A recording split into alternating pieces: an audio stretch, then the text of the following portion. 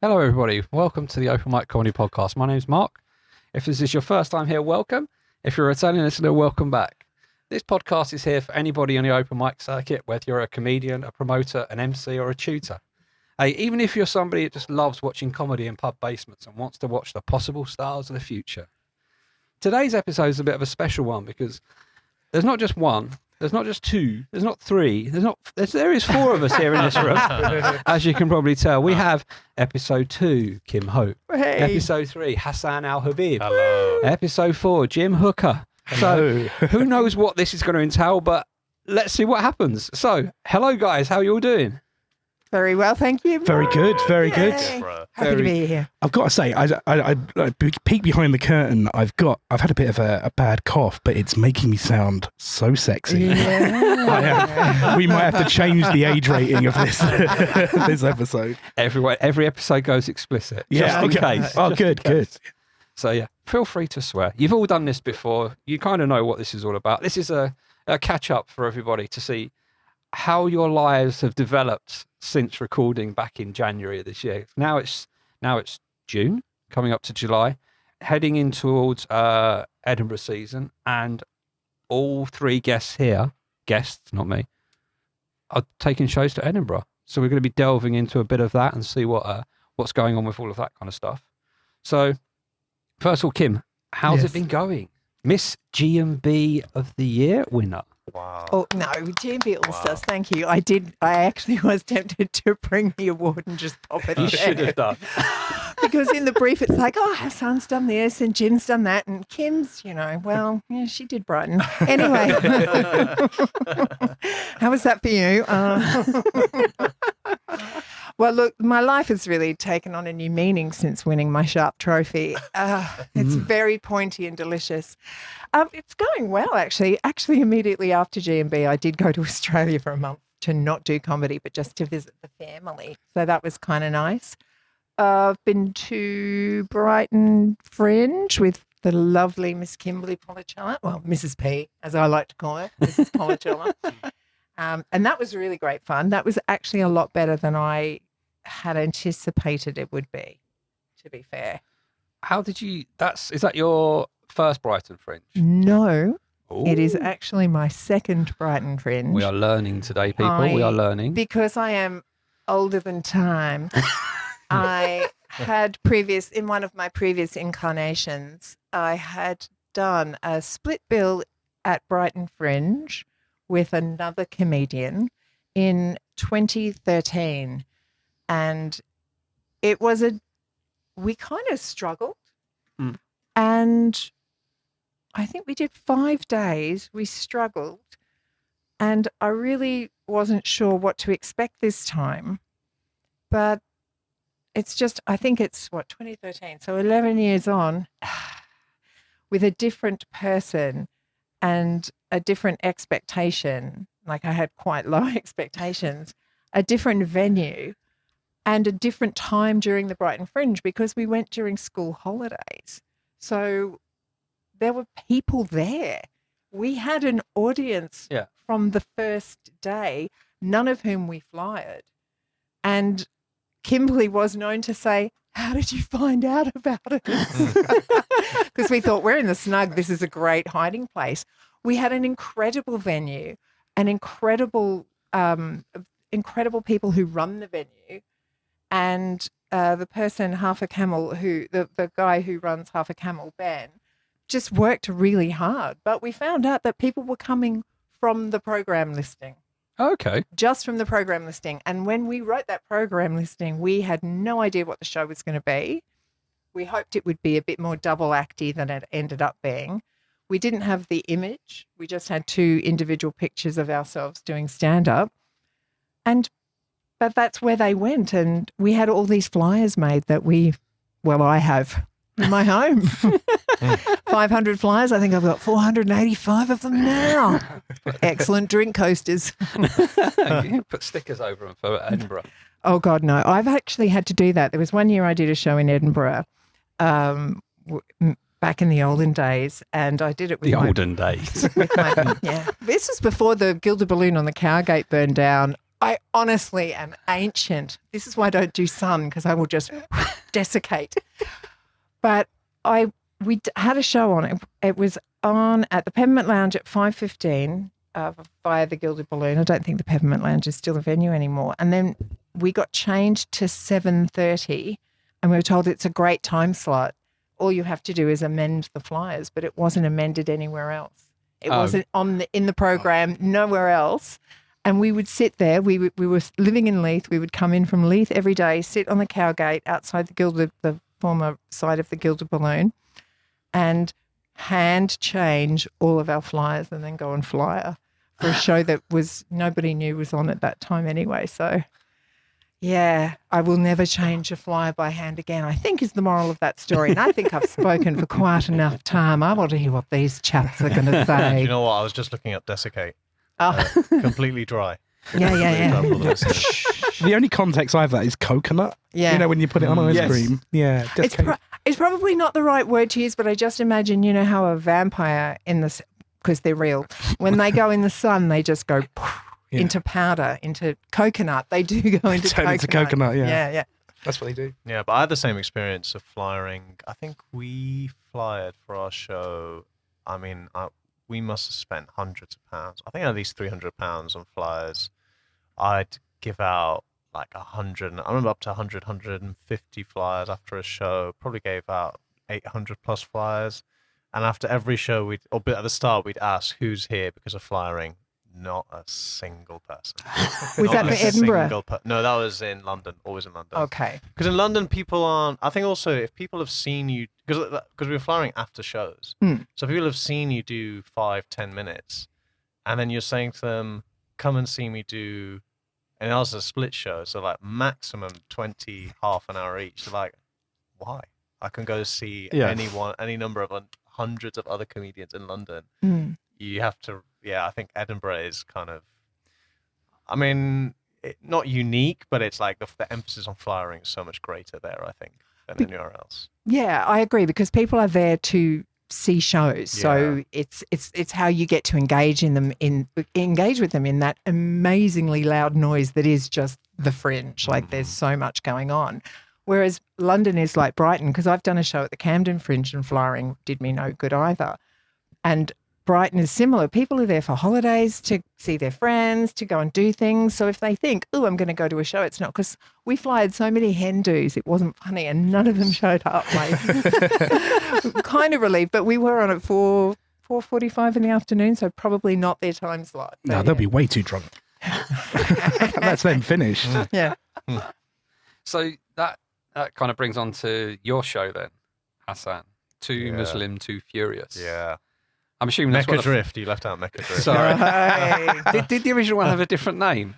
No, the original was just Too Muslim, Too Furious, and I think after the first one we added Mecca Drift. Yeah. The real fans. The real fans. Fans of the genre. Yeah. How have you found creating that, and how's that all kind of developed and stuff? Because you've now done you've done more, 3, 4, 5 actual shows on it? 5, yes. Five. That's right, 5. And you've got more coming up before you hit Bonnie Land of Scotland. Yes. I think, to be honest, creating it was pretty easy, because I wanted to do a split hour, and I wanted it to be kind of Muslim themed, and I wanted it to be one guy, me, and I didn't want it to. I didn't want it to be 2 guys. So I was like, okay, I've got to pick a Muslim woman. There were like 3 on the circuit, and I just went to my first choice, which was Aisha, who I knew her barely, to be honest. I think we'd gigged once at a competition gig, and I was really impressed by her. And then actually in Edinburgh, we were in the same bar, which is not where you expect to find 2 Muslims. And we just got to, and I said to her, do you want to do this show? I was thinking about doing a show about us both being Muslim. She was like, yeah, that's great. And I remember actually speaking to someone and saying, this was before actually I'd spoken to Aisha. I said, like, I'm thinking about doing a split hour. Do you think the best thing is to find the absolute funniest person, or to find someone that you work well with and who works really hard? And they immediately were like, the latter. And Aisha's just been so good. She's so organized, so hardworking, so driven. And yeah, that's just made my life so much easier and really, really improved the quality of the show, I think, and getting people in. So, and then the other thing that I think we kind of did by accident was come up with a really marketable name, because when you're, when people don't know who you are, like you are not a name brand, which is the vast majority of the circuit, then you cannot use your name as a reason for people to come to your show. So you'll see people do shows that are like just first name, last name, work in progress. And I'm like, the first name and last name is not a reason to come to your show, and the last bit, work in progress, is you saying these jokes aren't as good as they could be. So like, why would I come to a show like that if I'm looking for stuff to do in London? Whereas Too Muslim, Too Furious, it's just like, it's just sort of intriguing a little bit. I think people want to know more, and it's like if someone is Muslim, they feel like, okay, I can immediately come to that, and if they're not, they feel like we kind of, there's something zany about us that might be interesting to hear from. And yeah, because when we did those shows, like I said, no one had come from flyering, everyone had come from the listing, the show listing. So yeah, I think it taught us a lot about, because like once you've got them in, that's it. Like you have to put so much effort into getting them in, and once you've found a formula that works for that, then you can focus on actually writing jokes. Yeah. But I think it's how you've managed to get it into one of the most major comedy clubs in London. How does that come about? In terms of, just go, I've got this idea, and they go, yeah, go for it. Or, well, I mean, ultimately it came from like emailing them and saying, but, and I know no one really wants to hear this, I like, now we do. Well, put it this way, like I did a gig there at Top Secret, like, I want to say 22, like late 22, because an agent wanted to see me, and they were like, just tell them that I want to see you. They'll get you in. And they did. But it was like for 3 months in advance. But they got me in, did the gig, went really, really well. Never got booked there again for like a year. And they were saying to me, like, this is really, really good. We'll have you here all the time. Never got booked there again for a year. Then I like had dinner with a really good friend from uni that was performing there all the time, and she emailed them and said, CC'd me, and she was like, Hasan's really good. Get him like a work in progress slot. Within half an hour, they emailed me back being like, what? Give us a date. wow. Yeah. Great story. So you need to know people. Who do I know? I mean, but Top Secret is kind of notorious for that. I think like West End gave us a date, which we'd known from. Liam is so good, like at West End. Have you guys performed there? Yeah. And like, I think with a lot of these things, to be honest, like if you've done like one show and you've sold tickets and you can prove that we've sold tickets, that really, really helps. Like marketing the show to these people that decide who does those hour slots.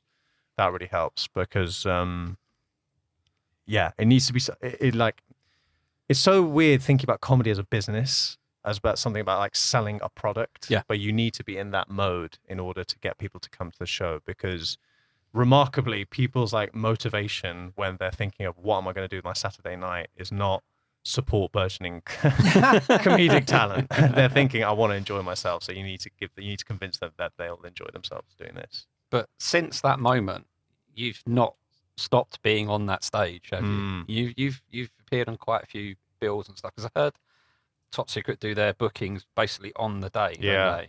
So I guess when they come calling, you kind of, I'm doing it. I text them like on the day that I can do it and be like, I'm free to, because you don't want to go there too often, because like I've had once or twice at Top Secret people come up to me and say, oh, I saw you before, and I'm like, oh my God, have you? I thought there was like you can only come here once policy. How dare you come here again? I'm trying to like go there like only when I've got something really new to, and the other good thing about it is that when you've got something topical to say, because their social media setup is so good, and because they've got cameras that are even like recording the audience. Like when that guy, like I was doing as you know, like I was doing a set, and a guy accused me of being racist, and like comes up to me on stage and starts shouting that, yeah, you know, I've had it with your racist jokes or whatever. I remember a couple of people came up to me and were like, "Oh, you stayed like remarkably calm." Especially knowing me, like I could lose my temper. Like they were like, "Oh, you stayed remarkably calm," and I was like, I could not believe my luck. I could not believe my luck. And people were coming up to me afterwards, being like, "Oh, was that a setup? Like, do you know him from mosque?" I was like, "I do not know this man from mosque." I've seen the clip. There is no way he's been anywhere near a mosque other than to go to the local supermarket. Yeah, I was like, mosque kitchen maybe, but definitely not. Definitely not the actual mosque. No, I just could not believe my luck. And I was like, everything is recorded. I was like, of all the comedy clubs for this to happen, thank God it's happened here. Yeah. Because they've got the setup for it and all that sort of stuff. So you want to go there when you've got something good to write about, something that's in the news that they put out the next day, and then hopefully you get some traction from whatever clip goes out. So now taking it to Edinburgh, how's the show kind of developing? It's a good question. I think the number one thing we wanted to do was we have like an intro at the beginning where we do a skit with the two of us both being on stage. Do you do that actually for your show? No, Kim? we're on stage at the same time, Yeah. talking to the audience, handing over, like kind of bantering back and forward, and then to the audience. But there's no set script or skit. Right. Mm. So it's audience interaction. Yeah. Yeah. So we do a bit of that. Also, we have like a maybe 6-7 minute bit that's pretty much scripted, and then some audience interaction. And that's basically our alternative to having an opening act. Because we figure let's try and make as much use of the time as we can, and also because with the show's called Too Muslim Too Furious, like it needs to be kind of Muslim branded. And as we've said already, there's not like a huge number of acts that we can get to open for us. Halal.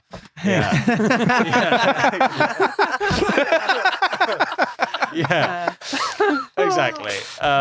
So really the previews, I feel ashamed of saying this, but like I've done a preview where I've literally not done any new material, but I have written like a lot. We've written a lot for the intro, just to get the intro right. Yeah. So that when we go to Edinburgh, even if it is, 5 sort of like Edinburgh locals or like people that have nothing necessarily that much in common with us, and it's not a small crowd, they can still be warmed up by the intro. Like the intro, we want it to be as bulletproof as possible, so that when we do our 2025 after, like it's good. So I think we're at the stage now where it's good. It's got enough audience interaction. It's got enough like accessibility, the jokes, that it can function in Edinburgh. And now we can start thinking more about the actual material we're going to run. So it's almost 3 shows in one. Yeah. In a way, yeah. And I think we'll hopefully get a sense of, because like we might even, let's see how it goes, but like we might even do a few dates at post Fringe if it goes well. And I think if we were to do that, we would need to focus more on the intro, because that's kind of what's because I remember I did a show at uni where it was 3 of us and we were on stage at the beginning and I remember always like that was only 10 minutes of the show, but after the show it was the bit that people would always compliment, being like, "Oh, we really like the chemistry at the beginning." Yeah. So I think if you're going to do it more often, that's the bit that needs to be focused on. Whereas for now, it's really a means to an end of like getting us to run new material as stand-ups ourselves. That's cool. Can I just ask, do you have a running order? Is it definitely one of you then the other, or are you swapping? It's a good question. We are swapping, yeah. Yeah. Yeah, it's interesting. I think, to be honest, it's also a good measure of like how well the intros worked, and I think it's worked well enough in the sense that neither of us minds if we go first or not. But yeah, it's an interesting. Yeah, neither of us has ever minded that. I think that the major thing as well is that if you're going on first, you really don't want to take too long, because then the second person has a hard cutoff point. Yeah. So kind of being considerate, I guess, of your timing. But yeah, then we alternate. Yeah.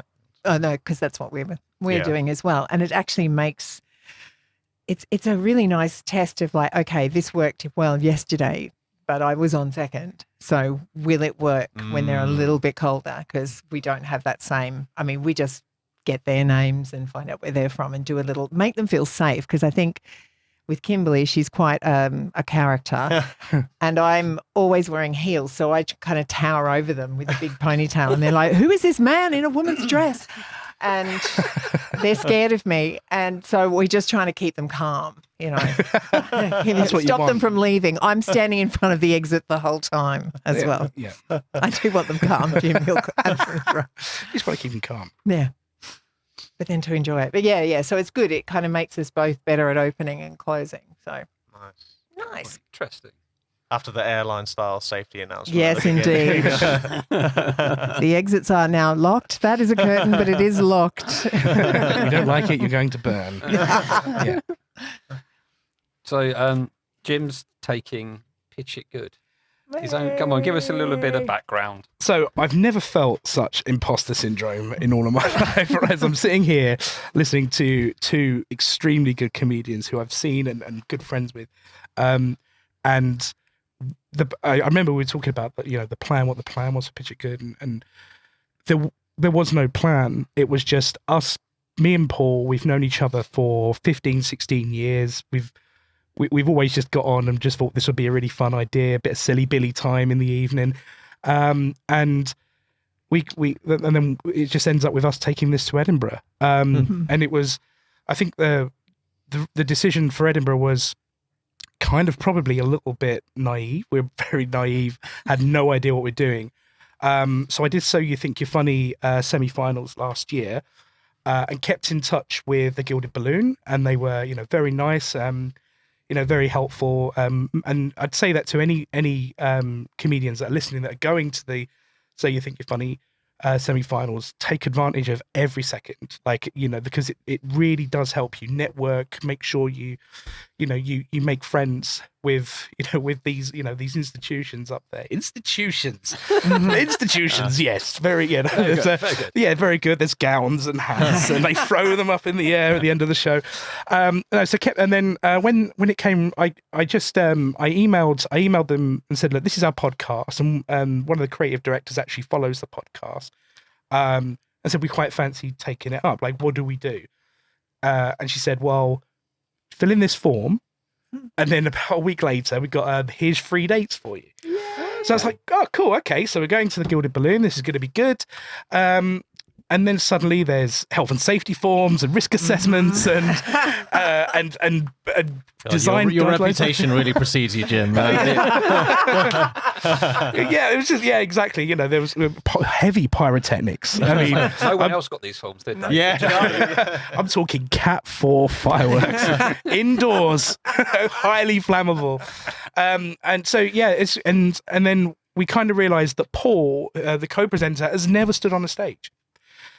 So we were like, okay, we need to fix this. So again, just every opportunity. I've done I did my comedy course like last year at the Museum of Comedy, and always kept in touch with them there. I always go down there for if there's like an event or go down and speak to the staff there. Spoke to them, and they gave us an Edinburgh preview spot, which is on the 27th of July. Yep. And so that's going to be Paul's first outing on a stage is going to be at the Museum of Comedy. Wow. And really, we've just been stealing from everybody, like stealing kindness. People like Kim, actually, who has given me so much advice. People like John Pape, who did some great voiceover work for us to make it sound like a product, more professional. So we're just living on naivety and kindness of everyone around us. But there's a bit of comfort in the idea is so simple that I don't think we can fuck it up. All it is a guest comes in, they pitch a movie on the spot, and we just derail it. And it's so simple. And we did think about doing some extra stuff for the live shows, like maybe having a voiceover in the background doing like live trailers. Oh, okay. We thought that could be quite funny actually, but then again, it just takes away from the keep it simple. It's just going to be another distraction, another thing that could go wrong. We just want to keep it as it is. And just for those contacts, like agents and things like that are coming up to see the show and just really, really looking forward to it. And I think, but the sad bit is, I think, as I said, I've not been really doing comedy for that long. The stand-ups had to take a little bit of a back seat because you realise if you what is it? Is it Parks and Rec? You can't half-ass two things. You need to whole-ass one thing. So that's what we've been doing, just making sure the podcast is right.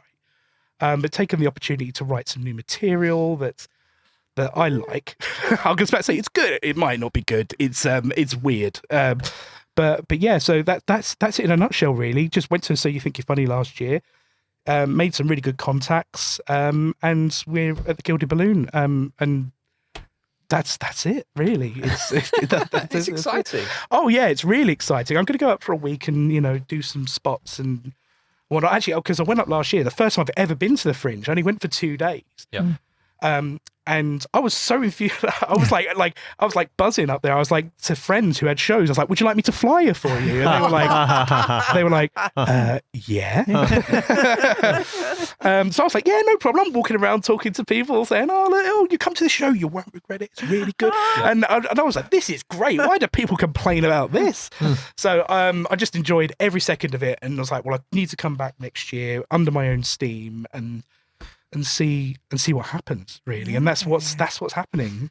That's so exciting. Wow. It's exciting. You do have really good. That's the thing that comes across most when listening, is that you guys clearly know each other a long time. Yes. And my other favorite podcast is another one where it's like two childhood friends speaking, and it's really impossible to mimic. Knowing each other that well. How did you guys know each other? Are you from? And we met in university. Yeah. Funnily enough, we both met in Edinburgh.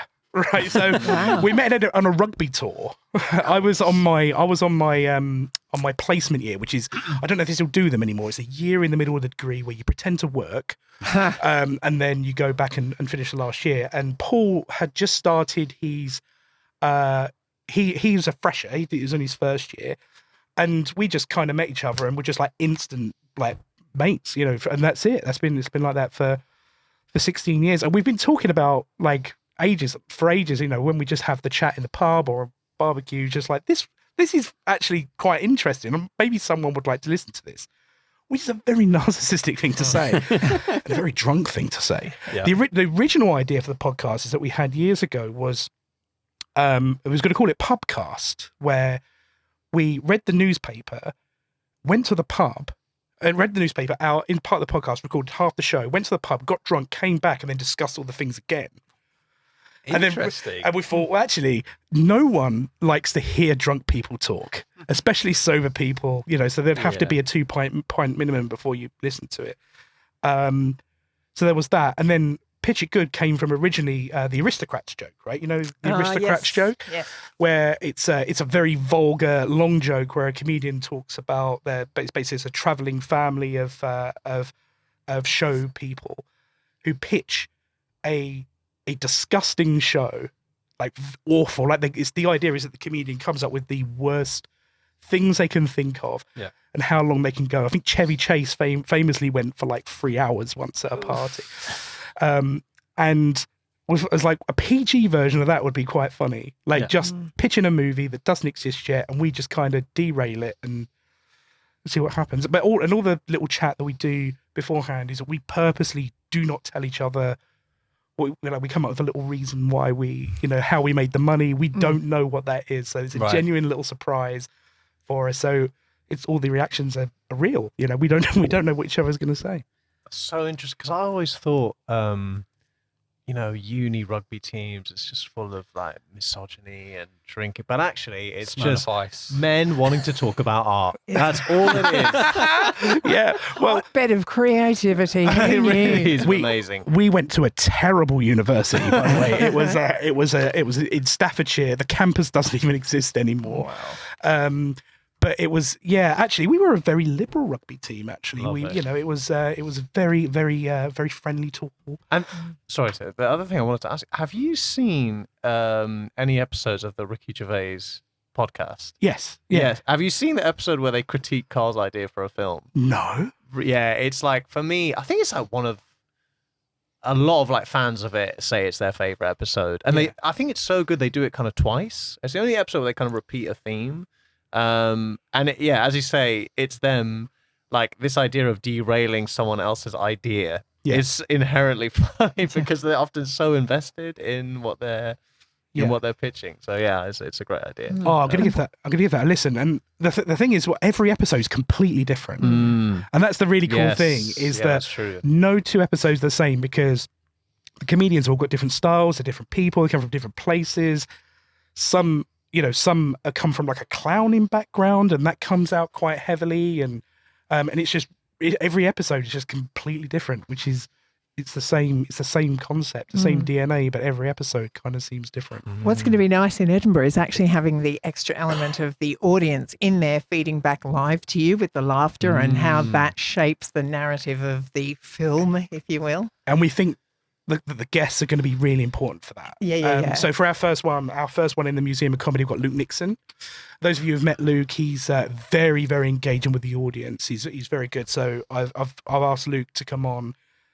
And to help us out to save our bacon, and then we've got some nice guests, and we first confirmed one is already that we're getting all the marketing together is Carwyn, and Carwyn Blaney. He's extremely funny. He's going to be our first guest, and of course Carwyn. He's going to do a stellar job. Yeah, absolutely. Yeah. He sees things that people don't see because in his episode of Pitch It Good, I was listening and laughing. And hang on, he saw that. That was right there, obviously, but he's got such an interesting comedic brain. Yeah. And he's such a good improviser as well as a writer. So that's going to be a brilliant one. Oh yeah, it's going to be good. And I drove down. I went down and did a gig in Bristol a few weeks ago, going past all the service stations. That if you had listened to the episode, there's a crew of traveling jazz musicians who write jingles for service stations on the side, and I was singing the little jingles in my head as I was going down the M4. It was That's brilliant. That episode just keeps giving. It does. I think the there is one episode that really does stand out, and Kim, don't take offense, is the one of when you pitch a movie. Oh yeah. Yeah, I think that is the best one. We had a guest counsel on the day, and I was like, well, we've got the studio, it's booked. I'll do one. Because it was based on Top Gun, wasn't it? Yeah, it was Top Gun / Independence Day. Yeah. I just remember, / The Mummy. I just remember listening to that, and I tend, a lot of the time I'll consume podcasts in bits, but that one was just like, no, I've got to keep listening to it. And I was like on an exercise bike or something at the time, and I just kept going because I kept wanting to get to the end of it. And I just thought that was such a good episode, and it highlights the banter and the camaraderie between you and Paul. Yeah. Perfectly. Well, there is an episode where Paul pitched. It was the first, when we thought, does this work? And we rented a room in the Theatre Deli in, the Theatre Deli in Leadenhall Street. Oh, Yeah. And it was a big room, and we stuck 2 microphones together and said, let's see what happens. Let's just record and see what happens. And Paul pitched a great movie that was just completely bonkers, and all of the jokes, like I've come up with some money, and the stupid reason for it, that was all that came up. It was there. It was invented there. Yeah. On episode 0. So the DNA from and then episode 1 was in here with Mandeep Singh, who was my improv instructor at Hoopla. I was like, again, I need a professional improviser to help save us, because we don't know what's going to happen when we introduce a third person into this. Is what people say to their marriages as well. It's all getting says the divorced man. Yeah, exactly. Yeah, it's all getting very essential in the studio. But yeah, so that's the story of that's the entire story of Pitch It Good. So to answer your question, yeah, it's coming to Edinburgh. It sounds amazing. Yeah. So kind of rewinding back to Hasan as such with the stuff you've been doing on Top Secret. And if anybody follows you on social media, you never put these up as reels or posts. They're always the stories. So they're always there for 24 hours and they're gone. But you see some of the people you're on stage with. How? I mean, I can go through Al Murray, Paul Chowdhury, Andrew Mensah. The list can go on and on and on. How have you found that working with people that are so established in the industry, whereas you're fighting your way onto that establishment? I think Well, I think best illustrated with a story of someone I haven't gigged with, which is Andrew. You'll know, I think, does support for Ricky Gervais. Yes. And I was asking him about this, and he's saying how, like, with so it's, first of all, it works quite a weird way in that Ricky will open, and then the support act will do like 5-10 minutes, and then he'll close. So he's like saying, Andrew was saying like it's a very easy gig, but also he was saying like the amount of new material that he's trying to, and he always says the act like you have to do new, like you have to do new to like push yourself, to challenge yourselves, and it was really just getting across just how hard. And like I'm not, let's just be clear, I'm not a fan of Ricky Gervais' views on almost anything, but but this it's the constant theme I've seen of like working very hard. I remember also like someone in the industry telling me that the two most important things are, in order to succeed in this industry, are one, working hard rather than talent, because it's the people that work the hardest that will succeed, and two, very well illustrated by yourself, is being nice to absolutely everyone, because you never know who's going to get you a gig, who's going to get you, in your case, a venue, like casting, audition, anything like that. And like I did last week, I did like the best paid gig I've ever done. And I turned up at the gig. I was kind of like surprised to have been asked to do it. And I turned up at the gig, and the first guy I see is like someone that I've gigged with at the most horrendous open mic night I've done in London. But he was such a great guy. His name's Ben. And like we really got on that night. And he mentioned something about like promoting his own gigs and saying like, at some point I'll get you on. And like there he was like a year and a half later in front of me at this like very fun gig that we did. So I think just seeing those principles reflected back, because so often these people are very nice. Yep. That's something else also. So it really kind of tries to make. And I think the other thing as well is that I've learned is that what you do in the green room at these gigs like is as important, if not more important, than what you do on stage, which is why like I've tried now to get into the habit of like, because I've never like, I almost never learned my set before. Like I'm always learning it en route on the bus or whatever. But when I'm at one of these gigs where there's like big name comedians, I really try and have it like properly memorized so that I can spend the time in the green room just talking and just like listening or being nice or like asking them questions. Now, like especially if they like see me do the gig, I will ask for a quote. I'll say, can I put this quote for you, or can you suggest something, etc. And I know someone else, friend of mine, shout out Diesel, who says that this was I found amazing. He like did a gig with some big name comedians, did badly, and afterwards the comedian was saying to him like, "Oh no, don't worry, like you're really good, etc., etc." And then he was like, "Oh, am I? Well, can I support you on tour then?" And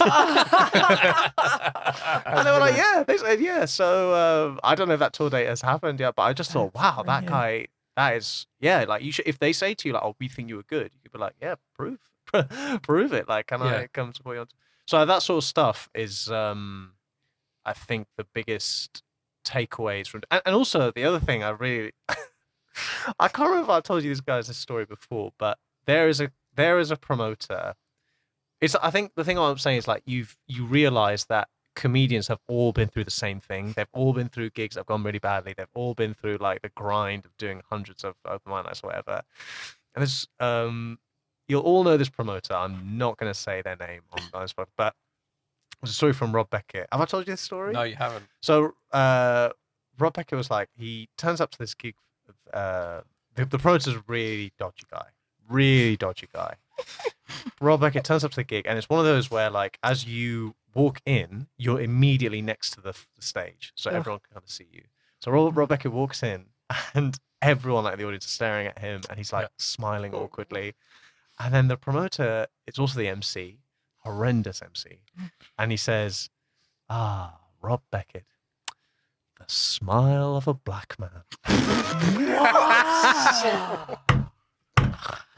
What? and then Rob's like, and the worst thing is, because I'm smiling, it looks like I agree with this.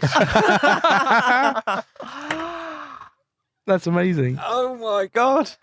And I remember as well, like on the lineup, it was like 4 white comedians and me. And I remember Rob told the joke, or not the joke, told what happened, and like everyone else was kind of, and I was crying with laughter. I was absolutely, insane. But it's like all of them have had those experiences with. Sometimes it's the same people. Like I've gigged for that same promoter. Yeah. So it's kind of humbling, and also feels nice to feel like, oh, we've all been through this. All these like difficult experiences, everyone's been through, regardless of how successful they are now. Yeah, I've only ever had like a real one interaction, I guess, with somebody that's established, and that was Andrew Menser. I did the blackout for the first time, the one that didn't scar me. Was regular listeners will know. I was walking out, and I every time I know. Go on, show us the scar. Let's see the scar. This podcast nearly didn't exist because of it. But I met Andrew doing the blackout for the first time. He wasn't the MC; he was just there mingling around, and he turned up sort of like halfway through, and I'd done my bit, and I'd been booted off for the 4.5 minutes or whatever. And I'd seen Andrew gig like 2 weeks beforehand, and there was an incident that happened in that, which was it was the late night show at Top Secret, so it was a little bit rowdy. And there was this woman sitting like in the tiered kind of seating, and there was a bloke behind who was rather pissed and feeling unwell and ended up throwing up over her. And this whole commotion happened in this thing. And I saw Andrew at the blackout, and I just said, "Oh, I did that whole thing where you look at somebody and go, 'Hey,' and I'm like, 'You have no idea who I am. I know who you are, and you're looking at me blankly.'" And so I just said, I recounted that story. He's like, "Man," he said, "you never saw the aftermath after the show. It went off and all of that." And we just chatted, and he was like, "Oh, you here doing your things?" I said, "I've been on, I've done my bit and stuff." And he said, "Oh, how's it going?" I said, "Yeah, it's like 7th gig or something." He was like, "What are you doing here?" Yeah. I'm an idiot. That's why. And just had a little chat, picture, camaraderie. And he was such a nice guy just to give his time, and was never like, shoo, go away from me, little man, don't need to speak to you. And that was quite humbling. Being in that kind of environment. I did a gig where I went on before Paul Tonkinson once, and I saw it. It was in the green room, and he wandered in. It was Paul, and I was like, "Oh, this is good."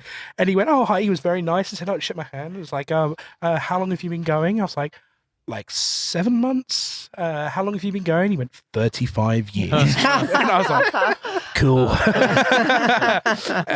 Yeah, he was lovely. And I got I don't want to brag, so I'm not going to name people, but I got very kindly invited to an agency showcase, and there was some comedians who I love were there, and I was like, "Oh wow, this is cool." I'm having a couple of drinks with these comedians, who were all like super friendly and lovely. And then there was the guy there who was the booker from Live at the Apollo, and I was talking to him about. He was really annoyed with his new office chair because it was giving him a bad back, and I was just like, "Oh yeah, this is oh yeah." I'm invested now. I'm like, "You should try the IKEA Marcus. It's a good chair." Like I sorted my back out, something good. And now you're on. Yeah. I'm only responsible for chairs. That's it. I'm replacing all of the chairs at the Apollo with IKEA Marcuses. IKEA are very pleased with me. Everyone's gonna have a great back. Hooker sat down at the Apollo. Yay! There we go. Yeah, the reviews for that show are going to be, you know what? It was a terrible show, but my back is that was the most comfortable I've ever been at a show. But that was a really surreal thing. Like there was really like comedians who were giving me some really good advice, like gold dust. Yeah. And I had such a good time, and I came away from there, and I was sat I didn't sleep for a day when I got home. But yeah, that was great. Just completely out of my depth. But then it was great, just great fun, great fun hanging out with these people, and kept in touch with a couple of them and stuff. But I'm not one to ask for advice or anything like that because I don't want to be a pain in the arse. Do you know what I mean? Like this guy who's still got training wheels on. He's contacting me asking for help. But it's just nice. It's nice to to meet these sorts of people, right? Yeah. You think not? Well, I feel like you should do that because I think probably far fewer people do it than and I think also like the most successful comics, they often do that. They often ask people when they're coming up that are bigger than them for advice, because also like in this industry, no one teaches you how to do anything. You know, there's no guidebook for like this is how you get onto this show. This is how you get onto. Like I remember Sakiza was I heard her say once about how if you're not getting on a gig, turn up at the gig and ask them and say to them, please, can I get on this gig? How do I get on this gig? Or she'd be saying like how before every show she'd turn up like half an hour early and be so chatty and talk and like be someone that people want to be around. Because I think also really great comedians, like it's nice to be asked for advice. It makes you feel like it's like a recognition of how well you must be doing that other people are doing that. Well, I've done a couple of driver gigs. Oh, nice. Which, so obviously we were talking about earlier, I got my car stolen. So I was like, oh, God, I can't do any driver gigs. But I've done a couple of driver gigs, which is really good because you get people who have been gigging for 25, 30 years and you're holding them hostage in your car, and you're like, what, and they give you very good, frank advice. Yeah. Like, I've dropped jokes from my set that I love, but they're just like, that's not you. You've written that joke and you've put it in and kind of makes sense. And there's all, it all comes down to the advice is always about authenticity, right? It's just always about that. It's like, we want to get to know you and this isn't you. It might sound funny but it's just out of whack from the rest of the set. And that's consistent. I should probably listen to it. But that was the advice I got given when I started doing these driver gigs, and it's like helped my stand up like immensely. Yeah, I think authenticity, and it's the image you portray, isn't it, when you walk onto the stage? So if you come on in a nice new suit and you start talking about being downbeat and up against hard times, it doesn't fly. Exactly. Nobody's going to believe it. Yeah. Carl Wallace has a really good piece of advice for this. That if you're designing a character, right, you write down and you'd think about what they would wear, how they would sound. I said that sound. I'm really trying not to cough. That's what's happening. Yeah, how they would sound. Yeah, just I'm a Texas olive bar. Oh, that's inauthentic. I'm sorry, Jim. We need to cut that. It works though, doesn't it? It really works. I'm drawn to you. Oh, little lady. And he said he gave a really good bit of advice that if you were designing a character, how they look, how they sound, how they dress, you got to do that for you. When you, how do you look? How you want to be perceived? How does that all work? And I was like, oh yeah, that's really, that makes sense. I don't know why I started on this little rabbit hole. Authenticity, of course. Yeah. So, but that was a really good bit of advice that I got early days. I think you received that advice at the same time. I do believe it was everything but the gags. I the was workshop. there. You were there as well. Yeah. Yeah. Oh, we're having a little party. Rob, Ash, Sam, and I feel like I was there. Yeah. So that's Yeah, there we go. No, it's very useful. I created an IT teacher wearing corduroy and a little woolen tie and stuff like that, and that's still in my mind. I have this character that I won't go into details of it, not on here, because it might never see the light of day, but maybe. Well, listen, you're wearing your Dutch football shirt, so maybe you should come on as Mark van Cox. There is that. Unlike how I walked on the stage the other day, which was those of you that see me live, occasionally I would walk on with a particular T-shirt with a particular "Not David Baddiel" slogan on the front of it. I walked onto the stage last Wednesday with 3 lions playing in the background. Nice. and it kind of fitted because the footballs are nice. You've been wanting to do that for ages. I know it. I know it. Good. Congratulations. And it was. God, you must kill at karaoke. But one thing I couldn't work out was you can't pick that song from the start because it's too much of a long introduction. Yeah. So I picked it sort of like a bit way just before it gets going and everyone knows the theme tune and stuff. But then I thought, should I try and time it so that I get to the stage when David Baddiel's doing his, I'll put in inverted quotes, singing part. And then I'm on the stage and I carry that bit on. So I haven't got to that bit yet to work out because timings and stuff. But maybe one day I'll do that in full. Do you have some Dutch roots? No, well, I have Dutch roots in that I worked for a company in Amsterdam for 13 years. Oh, wow. I love Holland. Clogs, Clogs. tulips, Tulips. windmills, No, I worked. The office was actually like 5 minutes. stereotypes. Not saying the letter G.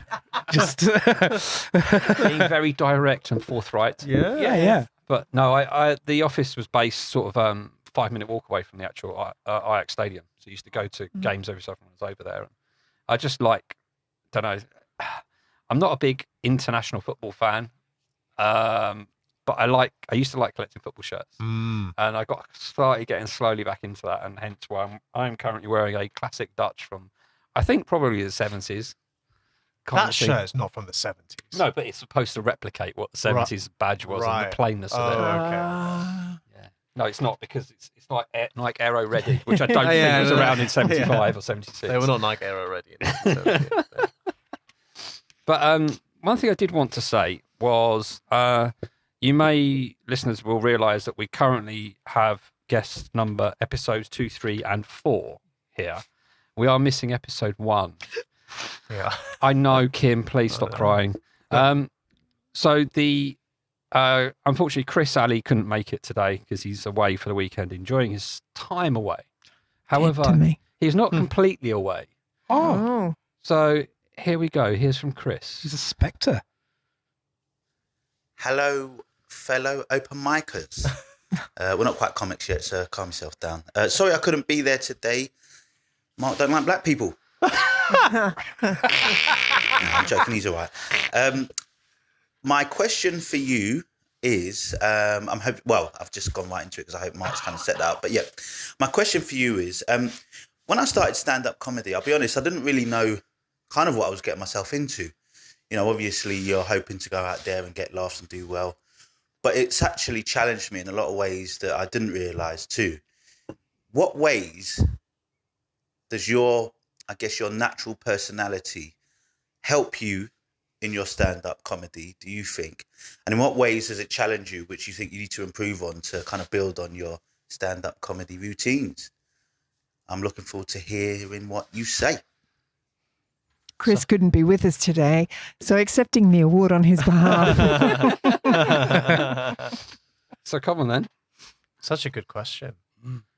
Can anybody remember the question? So you're saying about how's your personality helped, and how's it also challenged you in terms of stand-up? I'll say for me, those that knew me like from the age of probably 13 to 20-ish wouldn't recognise me now. In that stand-up has given, well, maybe it's like 25, 30. Stand-up has kind of given me free license to forget the past and just be what I want to be. Not saying what you see on stage isn't authentic. It is authentic, but it's not the under 30s mark that was there at one point. Right. So that's people that maybe from school one day would come and see, and they'd see me on stage and they wouldn't think it's the same person. Interesting. Yeah. Take that as I was bullied at school and I hated the wankers that did it. And now this is my time to be me and not feel like I was hamstrung by what I went through. Wow, that's beautiful, really, that you've found this. Yeah, it's lovely. But that's me kicking off. Ooh. The room is open. Whoever'd like to share next. Thanks, Chris. We got really deep pretty quick. Hi, Kim, alcoholic. Guys, I actually think the way stand-up, I like being with people. I love engaging with people, chatting to people, making people laugh. Like I will try very hard to make the postman laugh whenever he drops parcels off at my day job. And I think that the world is quite a heavy place and everything is quite serious. So if we can just find the little bits of those little glimmers in the day to make us laugh, that is good. So what I like to do, so I feel like when I'm on stage, I'm even more excited because I get to talk to a group of people and try and find things that to make them laugh or observations I've had, try and get them out there and make them funny so that, you know, when my favorite thing is that see it, say it, sorted thing. because I'd heard that so many times, and I'd even used that once. I did see something that didn't look right, and I got in touch with the British Transport Police, who basically texted me back and said, "What do you expect us to do about it?" Sorted. So I just it sat with me for such a while, and I went, I just want to find a light way to get it out there. So now I'm on stage and I talk about it, and I just kind of talk about how I'm never off the phone. I'm constantly messaging them with different things that I've seen, but they're ridiculous things. And it just gets a good laugh. And then when people hear it on the train, they've said to me, "Oh, we always think of you," or "It always makes us laugh when we hear it." So it's just, those little, I don't know, I just like entertaining people and being clowny. And so stand-up helps me get that side of my personality out in a format where it's appropriate, because I sometimes do take people by surprise when I come up to them normally, in their day-to-day life and start messing around. But on the downside of it, because I am quite a social person, and I find the writing and the sitting at home isolated for any length of time quite difficult. Which is kind of why this podcast has helped me so much, because I remember listening to Jim's episode where he talked about having a mic in his home, like a mic on a stand. And I immediately went out, I pestered him until he told me all of his secrets and where he got them from. We named it, Kim. Yes, we did. We did name it. Yeah, best idea. When she was photoshopped into that photo. Yes, it meant that I could get up from my desk and actually take the mic out of the stand and play with it in that way. So this podcast has actually helped me get over that in that sense too, that kind of isolated way I felt. And again, I spoke to Hasan about this earlier. Hasan's episode, he said a few things that I felt like I was the only person who felt this way about certain aspects of the open mic circuit, competitions, gong shows, etc. And I went, well, maybe it is something I have to do. And then Hasan said something that just freed me from that. And so it's I find this, for that head that I have that doesn't like being on her own too much, this keeps me company in those times as well. Yeah. So okay, I've really gone on. But yes, this is my 1 hour show. We're recording it right now. So over to you guys.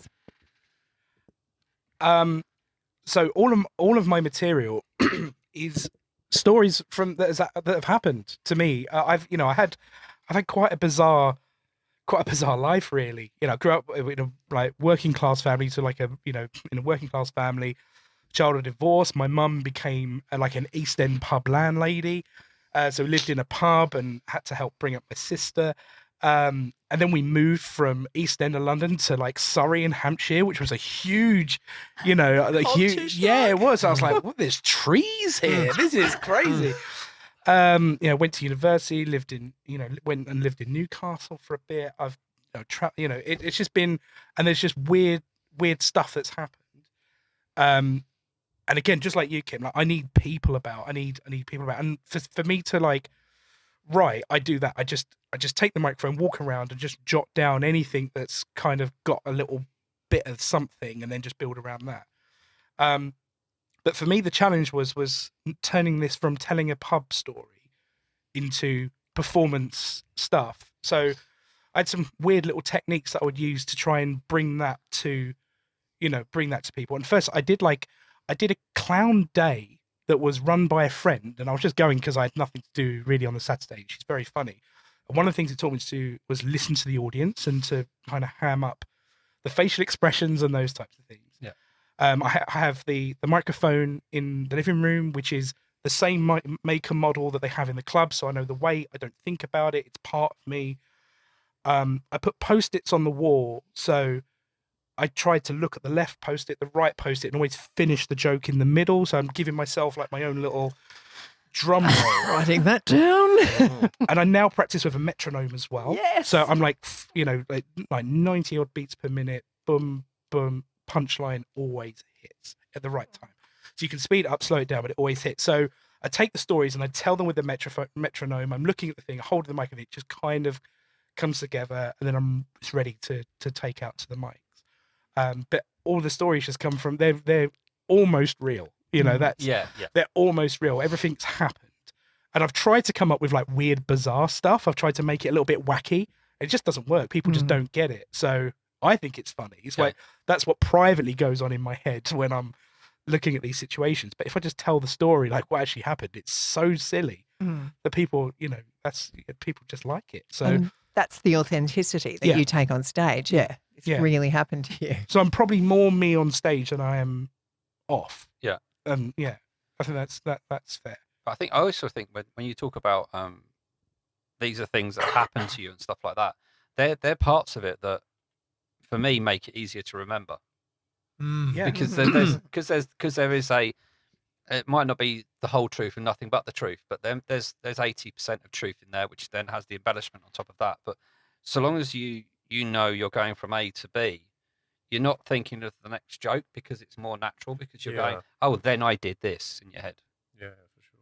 And that kind of stuff. I think it just makes it's when you get like comedians that do one-liners and stuff like that. To me, that feels like it's a lot harder because there's so much more to remember. Sure.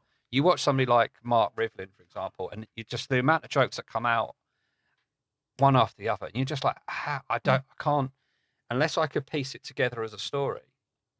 It would be so hard for me to constantly keep remembering it. Yeah. And I'm a little bit jealous that I can't do that. Yeah. Because I feel like it's really hard to time a story and cut a story down. But if you've got a set amount of jokes, then you can put it in a set, right? Yeah. I don't know, but then I'm completely naive about it.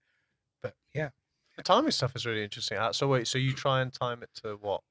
What's your So each you said bit 90 beats per minute, you said? Yeah, like 90. I think it's Jimmy Carr talked about in his book. Yeah. He has a book and he talks about all great speakers speak at 92 beats per minute. Yeah.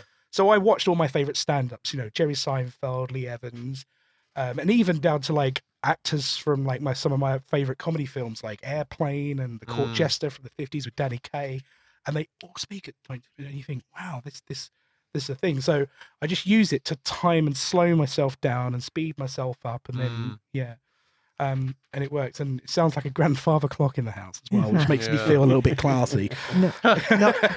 Not gonna lie, I downloaded the metronome app the minute you told me.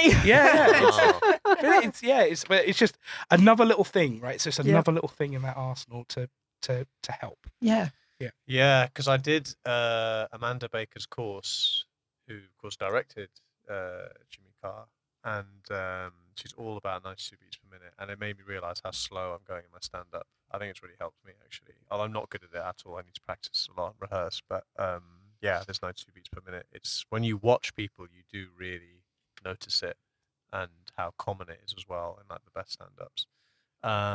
So what I've done actually, I've got an app on my watch which is a metronome. So when I'm taking stuff out for the first time, it's doing that. It's flicking my wrist. Yeah. So it's new material. I'm not, I'm like, where's the ticks? And it's I can feel it. I can feel it on my wrist. Yeah.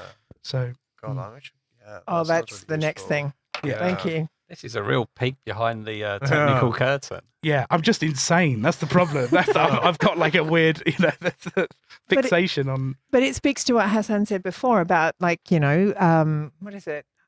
Hard work beats talent when talent doesn't work hard. It's 95% working, and your work ethic really, really inspires me. Yeah, and also the fact that you said you watched so many. I think that's something I need to work on. Is I don't watch enough comedy, and you learn so much from especially like the greats as well. Like, that really, really helps. And to be fair, also that's something. Also, Amanda really emphasised in her course. Shout out Amanda Baker's course. I highly recommend. Is that the idea that performance is not? She always says like performance is not natural. It's not natural to speak at 92 beats per minute. It takes so much work, so much rehearsal, all the movements of your body, the modulation of your voice. That's all stuff that needs to be thought about, and like you need to rehearse. You need to spend hours and hours and hours rehearsing, and that's really, which I don't do, and I really. It's really emphasized to me how important that is to be getting the most. Because for me, I always used to think of stand-up as basically like you write the joke and then that's pretty much you're 90% of the way there. Like the performers, like if the writing is good, the performance will take care of itself. but it's not. And I've always seen stand-up comedians that I'm thinking, I don't think this is that funny, but you're making a lot of people laugh. Yeah. And I realize it's because the performance is very, very, very good. And she actually said on the course, remember, she was like, if your performance is very good, you can actually get away with you can make a career out of not having particularly funny jokes if your performance is very, very good. So yeah, that's always been something, and because it's made me appreciate that it's like 50-50. It's not like you can have great writing and that'll be enough. Like you need to kind of value each accordingly. In terms of the question from Chris, so sad that Chris couldn't be here with us.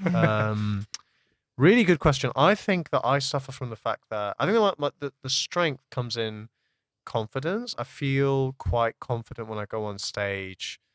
I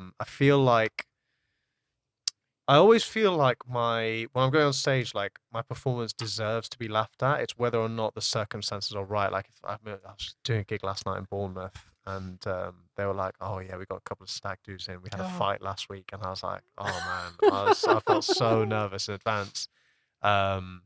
But in terms of my own material, my own performance, I feel confident, and that's always been really helpful. But the negative I feel is that a lot of my jokes are very high status, and that's something that I've realized more and more. Is it's always, and I always found out what high status meant recently. It's like, if I understand correctly, it means like you are the normal one in the world you portray, and everyone else is like stupid, or like they're the punchline. Well, because they say something stupid. But if you're low status, you're the one saying stupid stuff that is funny, is to be laughed at. And I was going through my set, and I was like, oh my god, the only like low status joke I can think of is when I say like people of color really appreciate it when people pronounce their names correctly. So I go up to the MC that pronounced my name correctly, and I say to her, "Do you know what? You are such a great person, Sayopan." And I realize now that maybe some of the reasons that like that joke tends to do so well is because it's like the first low status joke in such a long time. Yeah. It's been high status all the time. And I worry, and so I feel like my problem is I worry that I come across as like a bit of a know-it-all, a bit arrogant on stage, and it makes me maybe a little less likable. Because I feel like being likable is like the hardest thing to teach for a comedian. It's so hard to be like, to like distill what is it that makes someone likable on stage. Because if someone is likable, people want to laugh at their jokes. Yeah. And that's such a strong position to be like, someone wants to find you funny that's the dream, really. I mean, actually, I've seen your performance in Camden, and I think I told you afterwards, I was like, you were just in control. I wanted to laugh because I felt like I was in safe hands. Like you were like extremely confident up there. You're a pair of safe hands. It was like, okay, he's going to entertain the room, and it made me just want to like. Jokes were awful. No, obviously they were fantastic. But no, you had the room, and we wanted to come on that journey with you. Because confidence like that will put the room at ease. Yeah. Like I can go out a bit too keen to make them like me, and I feel them kind of go, no. You see, it's you're overdoing it. You're overdoing it. So to come on in complete control, it is that thing. People just relax and go, right, this is going to be good. Yeah, especially at the beginning, isn't it? It's like so. That's why I think the worst gig I ever did, I messed up my opening joke, and it was just like, it was a tough room anyway. But when you mess up that opening joke, because there's no stronger sign of like, oh, this person doesn't know what they're doing, and like we don't need to pay any attention now. Guess what? When you were saying, I don't know if the story you were saying about the joke that you're naming, like. Do you want to tell the story? Well, I do a bit where I try to do a comparison between how it's so ridiculous that I cannot remember booking the cinema for tomorrow, but I can name the starting 11 from a football team from 35 years ago. I mean, I think that's a more valuable skill. But that's just me. I agree. And I literally, I to prove the point on stage, I list every player from 1 to 11. And then put in little ditty bits about it. Wow. So and hand on heart, this is pure memory. This is not Wikipedia check. This is nothing. And I even go to the point with, I'm probably going to lose people. You might get the point is that I go like number 1 is number 2, number 3, number 4. Then I get to like number 10. I go, number 10 was Steve Bold, which is a really weird choice because Arsenal needed to score 2 goals, but they put an extra defender on the pitch. And number 11 was so-and-so. And that's kind of how that bit's working out. And it works very well sometimes, but sometimes it's trying to work out if it's too long. Yeah. And I've had, like I said, I've had it where I've gone through the whole 1 to 11 and I've had a big round of applause after. And then I've gone and I've still got the 2 substitutes were. And it adds to it. So it adds the more ridiculous nature to it. But then I do it another time and I get to like number 7 and I can see the crowd are like, yeah, we've got your point. Yeah. But there's comedy and obsession. Yes. I'd like to see you like become a little bit unhinged, like, yeah, oh, this is it. So he actually did really bad. I don't think he deserved that, but you know, whatever. Because it'd be interesting to see you get wound up about that obsession. Yeah. But that's good. That's good, Mark. Like there is real comedy and obsession. Yeah. There is something about because I saw a comedian recently. I can't remember what the bit, but it was like was it a song or something like that, or like it was like a rap even. And I was watching it with another comedian, like off stage, like on a TV. That's when you know you've made it. No, You have to watch it from another room on the TV. I was watching it, and we were like, and the other comedian said to me, a friend of mine, who's like, "Oh, this bit, watch, it'll always get an applause break." And I was like, "Really? Like, I don't think it's that funny." But there's something about the completion of like a big task that makes people want to applaud. And even though they weren't laughing that much during the thing, and it got to the end, like clockwork, they all applauded, and I was like, "Wow, that's so cool." And I think that that bit has the capacity to do that. Once you like, people will applaud you for remembering. Yeah, I think I've been fortunate enough to have a couple of bits that all 90% of the time get applauses, but when they don't get applauses, it really throws you off. Yeah. It's like anybody that's seen me recently, and I talk about 27 years with one person, with my wife. Usually, they get a round of applause. But then when it doesn't, it's like, so at what point do I get that round of applause? Is it 30 or is it 35? Or are you just a bunch of miserable bastards? Well, so one of, what you say, not one of my favourites, but one of the world's favourites is Larry David, right? So Larry David, writer of Seinfeld, Curb Your Enthusiasm, was a stand-up.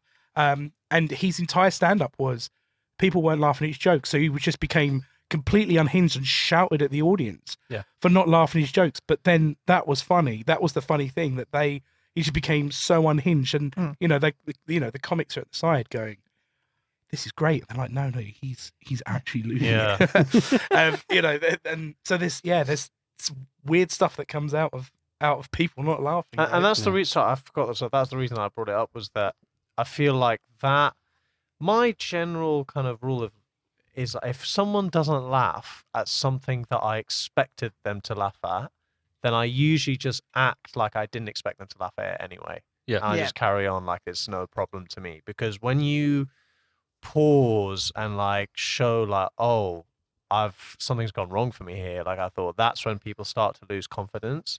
But if you carry on, it's almost like if you carry on and be like, I was totally unfazed by that, or it was in the plan anyway, people are almost like, wow, like this guy is really, it's almost like, this guy's really good if he's just like not intimidated. Like, one of my favorite comedians on the set, probably actually my favorite comedian, is Jin Hao. Have you gigged with or met Jin Hao?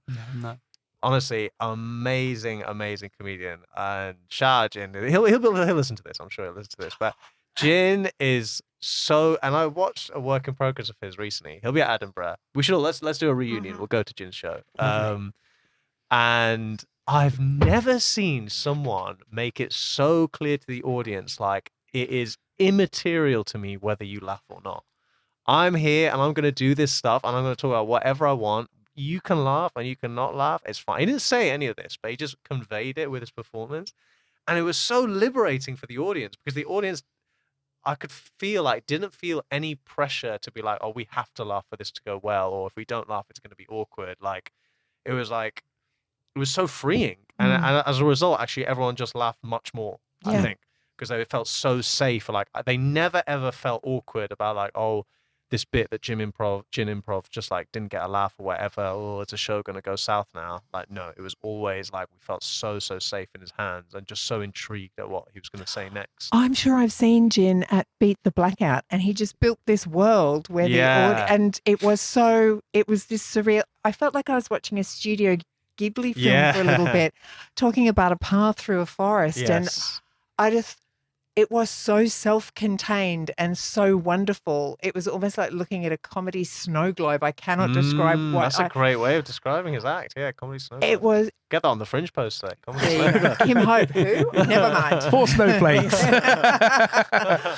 Yeah, absolutely. And I think he got to about like 1 minute 47 seconds before I laughed. But people weren't even thinking about the time anymore. Yeah. They were just entranced. And it was one of the most, I can't even think, like mind-altering sets I've ever seen. So yeah, I can't, let's go in Edinburgh. Kids, come on. Do it.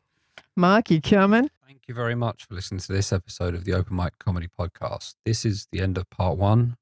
If you're listening to this on day release, part 2 will be out in a few days' time. Enjoy. And I'll speak to you all very soon.